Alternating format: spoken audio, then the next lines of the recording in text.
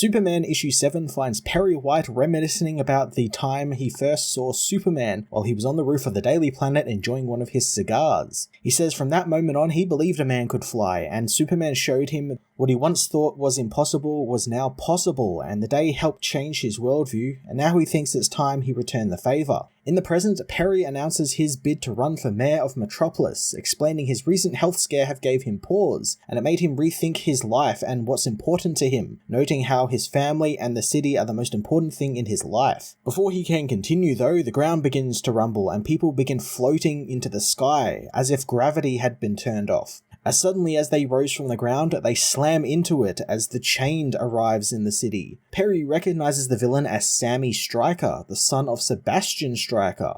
Sam sees Perry, knowing that he will know where Lex Luthor is, however he doesn't get an answer as the Superman family confront the villain. Sam freezes them all in place, noting how they are all dressed like Superman. Supergirl uses her freeze breath to freeze the villain, which frees the family and allows them to attack as Jimmy wonders where Superman is. Superman meanwhile tries to get out of the chains Sam locked him in, but Mercy reminds him that they use his own powers against him, and the more he uses them, the more the chain uses them against the hero. Clark refuses to give up, utilizing a trick he learned from the Flash, and begins to vibrate his body to try and get out of the chains. Mercy reminds him the chain will just keep up with him, but then he begins powering up his heat vision, telling the woman that he has more than one power and can overload it. Chained meanwhile screams for Lex Luthor as Kara tells Nat and Keenan to clear the streets below while Superboy rushes to keep Sam busy, managing to grab one of his chains and break it. Sam notes that this is the first time in a long time that someone has gotten close to him, as he wraps Connor up in the chains, finding the boy's powers are very similar to his own, but he hasn't met his full potential.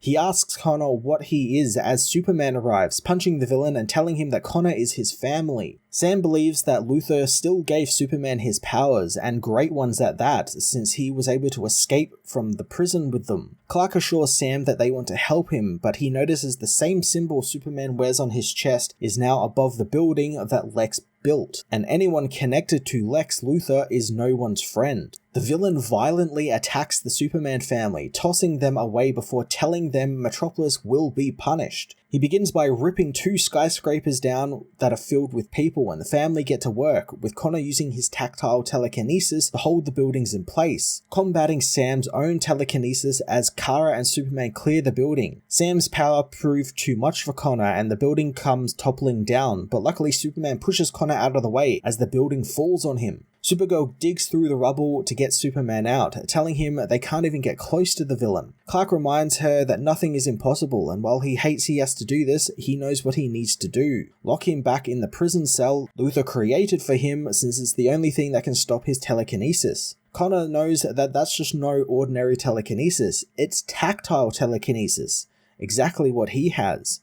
Chained meanwhile is met by Dr. Farm and Graft, who say that it was their plan all along to have him released, and they want his help to get revenge on Lex Luthor. Lex meanwhile demands to be let out of the prison's hospital since Superman needs his help and a few flesh wounds won't stop him. The doctor demands that he stay in bed since he's barely out of surgery, and if he leaves, he could die from internal hemorrhaging. The arriving Lois Lane thinks that won't be such a bad idea since she would love to write Lex's obituary. Lex asks if she's there to gloat or show concern, so Lois tells him that Superman has a heart and he sees something in the man worth saving, and while Lois doesn't buy it at all, they should just clear the air between them. She dismisses the guards, allowing Lex and her to chat freely, and she asks about his real plan, knowing that he's going to betray Clark at one point. Lex says that in some point in Lane's life, a man lied to her for years, and that man kept his secret under her nose, and he's sure that that bothers her as much as it bothers him. He says that she was too blind to see what she didn't want to see, which was Clark Kent is Superman, and today is no different since she looks at Lex and wants to see one thing, but perhaps there is another side of him as well. He reveals that he fought with Superman for years, but the moment they met back in Smallville, Clark always showed him compassion. And then when they met again in Metropolis years later, Lex rejected Superman because Superman rejected Lex, and Superman revealed to Lex his own weakness, and it wasn't no chink in his armor or design flaw in his traps, but it was himself, and he tried to be a hero, and in doing so made enemies, thinking that to be a hero you had to make a sacrifice and give a piece to you to everyone else, but Superman showed that that was wrong.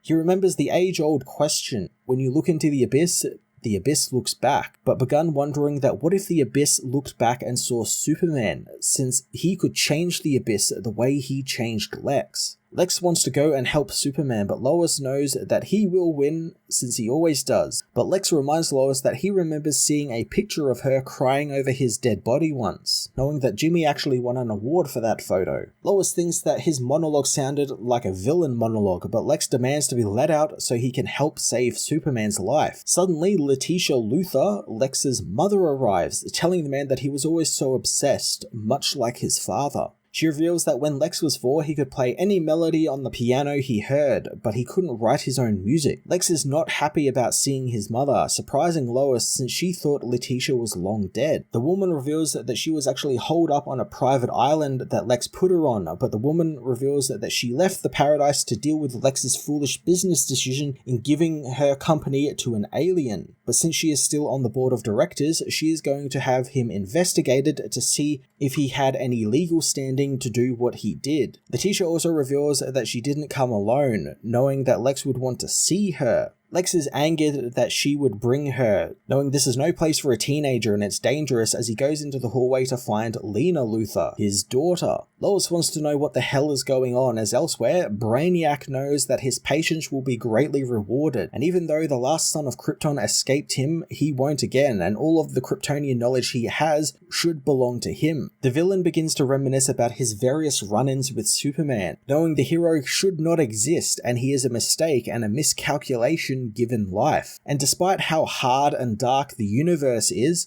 he somehow defies its coding, and thanks to his existence, he hasn't been able to get all of the knowledge he needs. Brainiac notes that Superman isn't the only powered person on Earth though, wondering why this particular third planet from the sun has so many metahumans and people with powers populating it. He looks out at the world his ship has arrived at, finding it to be called Brawl, and it is very similar to Earth in many ways. However, they have one single metahuman with the ability to manipulate metal with the power of magnetism. The arriving Zarnians don't think they'll have much trouble as long as they beat the aliens to death with their bare hands and leave all metal on the ships. General Chackle says that his army will yank the metal out of the sky and use it to hammer their brains in. Brainiac tells the Zarnians that for centuries he has embraced order, but this assignment calls for chaos. He tells the army to kill them all as the army invades Brawl, killing anything and everything they see, as Brainiac tells himself that it won't be long until he has more than just cities full of knowledge, and soon he'll be able to create the power of life, like the life he has growing inside a stasis chamber on his ship.